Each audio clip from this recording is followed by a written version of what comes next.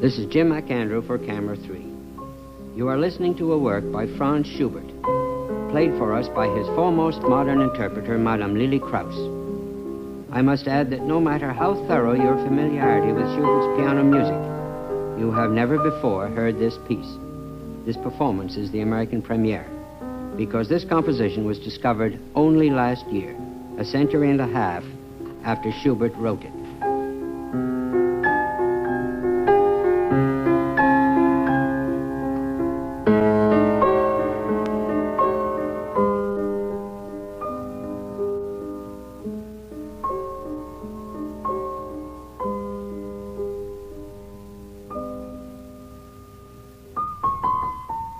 The discovery was the result of a decision to publish a complete Schubert collection.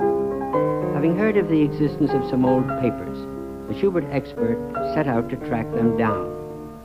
The trail led to this house in southern Austria, closed up since World War II, a house owned by Mrs. Maria Ruckenbauer Weiss Ostborn, whose first husband was the grandnephew of a very close friend of Franz Schubert. Up a stairway in an attic room sat an ancient trunk. It yielded a miscellany of piano scores and the previously unknown Schubert Fantasie. The Fantasie, which we hear today played by Lili Kraus, is now titled the Grazer Fantasie, after the Austrian city of Graz, where it recently received its world premiere. It was written by Schubert in 1817 at the age of 20, and one of the most intriguing mysteries about it is that no historical record exists of its ever having been publicly performed in Schubert's own time. Lili Kraus went at once, of course, to the scene of the historic find. At the house where Schubert was born, now a museum, she gazed again on the master's portrait and was permitted to sit at his own piano. She talked with Mrs. Ruckenbauer Weiss Ostborn and with her examined a copy of the score. Today, then, on Camera 3, the Grazer Fantasie. Madame Kraus first discusses its importance with Michael Steinberg, music critic of the Boston Globe. Did you find out about this piece by reading about it in the New York Times over breakfast one morning, the way the rest of us did? And how did you get mixed up in it? Not at breakfast. I was en route, and the fan sent along a clipping of that article in a letter saying that she hopes that I will include this new piece into my repertoire. I just then have finished my series of Schubert recitals at the Metropolitan Museum, and it seemed somehow logical that I go on. Are you going to, or let me put that as a larger question, is this a find that's primarily of historical importance, or is this a real piece, the kind of piece that you would include into your working recital repertory? Oh, happily and willingly and most eagerly include it to my repertoire. It's a beautiful piece, genuinely Schubertian, of all the characteristics that are his, both melodic, harmonic, and innocence. Don't you think that Schubert is very comparable to Mozart and to Bach in the sense that he's always a terribly vocal composer, that even his instrumental writing is full of vocal gestures, something like that very opening melody that we've already heard for the introduction of this program? Don't you feel really tempted to put words to that? Oh, absolutely. I can't help hearing the very words, which in this case would be, still is the night, aching the longing, still is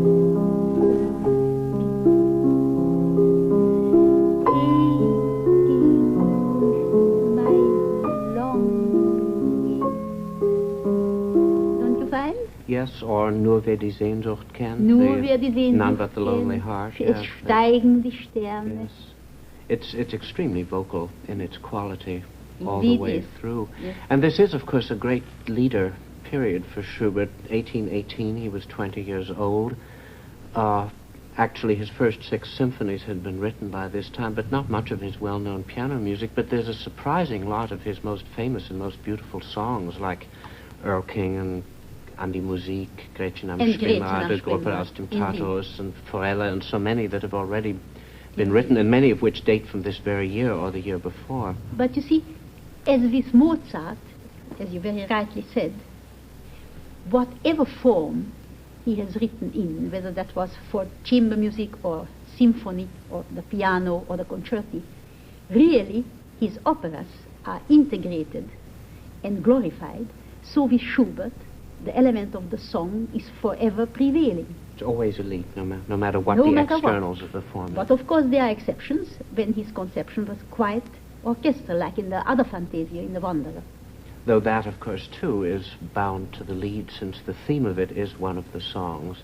Yes, but that is one of the miracles. But quite different things happen to it. Indeed. We don't know whether he took as a point of departure the lead,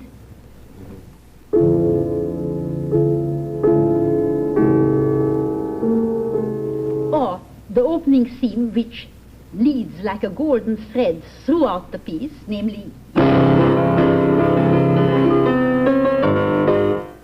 has finally transformed itself into that dreamy, nostalgic wanderer. This is left open. Nobody knows. And certainly this Grazer Fantasie isn't really comparable to that. It's not a big, fully developed, multi-movement symphonic poem of this nature. It really has its cradle and its climate in the lead. In the lead. But it shows all the wondrous richness of his leader composing as to changing tonality, changing mood, and leading like through a magic landscape through so different kinds of moods and keys. Well, it's really wonderfully, madly fanciful from that point of view. This crazy way it jumps around from key to key. For instance, without any warning, is one magic turn. We are from C major into that polacca. This is really quite fantastic and quite unique to Schubert.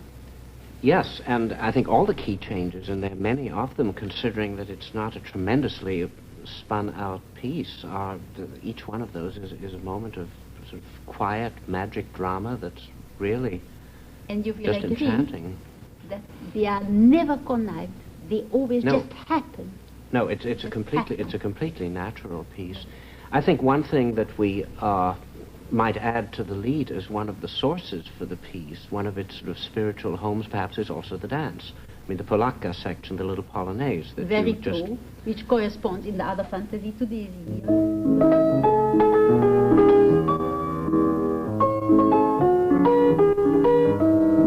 Yeah, right.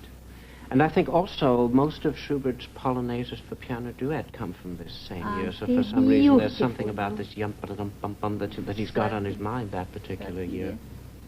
I hope that one day I will find a partner with whom I'm going to perform the forehand Schuberts. Well, Would you like to? I'd love it, yes. But we better clear the air here before somebody really thinks I'm going to and gets a scare. But no, that is fantastic music. Apropos, is there anything that you'd want to say about this fantasy and or the Wanderer in connection with what's perhaps the greatest of all the fantasies, the F minor duet fantasy? You know, I think, of course I have no proof for that, but I'm convinced of it, that Schubert, who even compared with Mozart, was the least vain person perhaps ever existing among the artists or human beings altogether, never did anything to get his things performed. When they were performed, it was either by the friendship of this Vogel, the wonderful singer, or his little circle of friends, Hüttenbrenner, etc., etc. But he very rarely, if ever, heard his works really come to life in performance.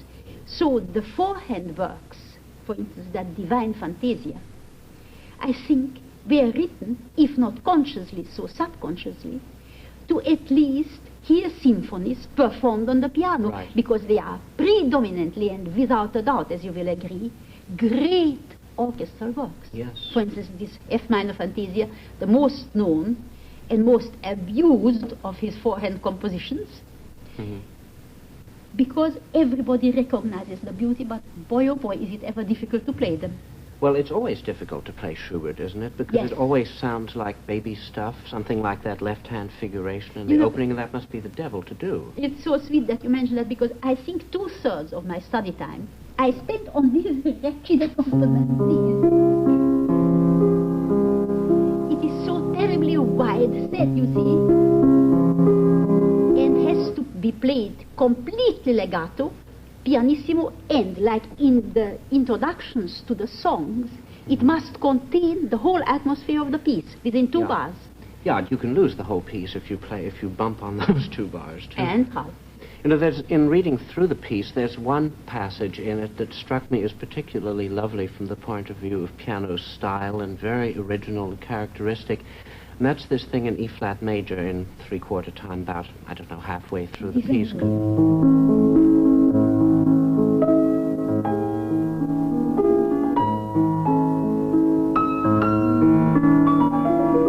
what you mean? Yes, and then the thing later on when it begins to move in 16th notes in the inner parts.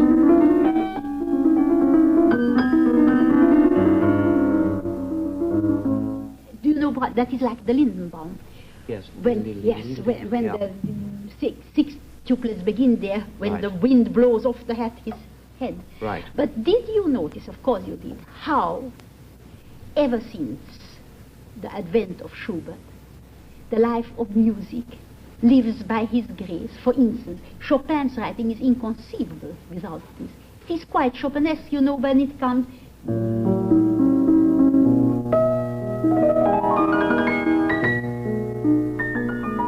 And so many passages that are absolutely used then later by Chopin. Well, that reminded me of Chopin very much when I first saw and heard the piece.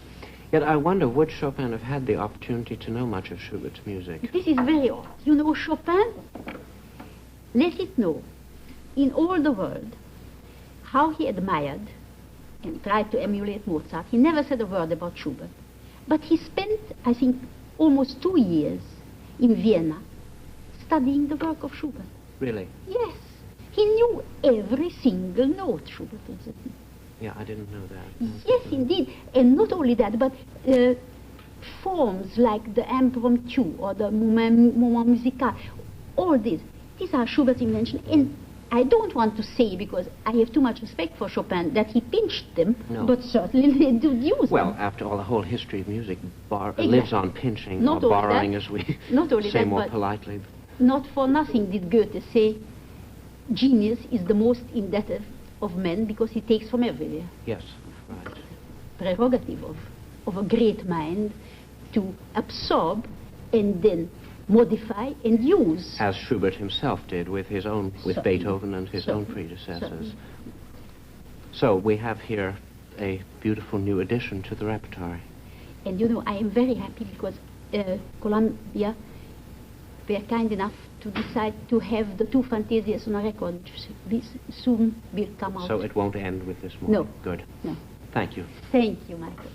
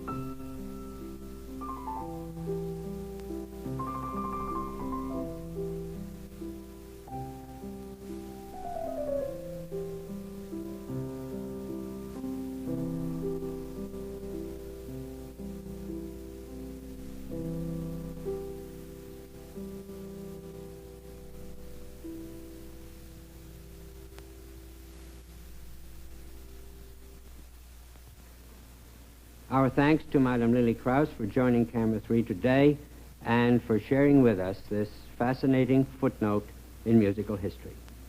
Our thanks also to music critic Michael Steinberg for also being with us. Until next week, this is Jim McAndrew for Camera 3.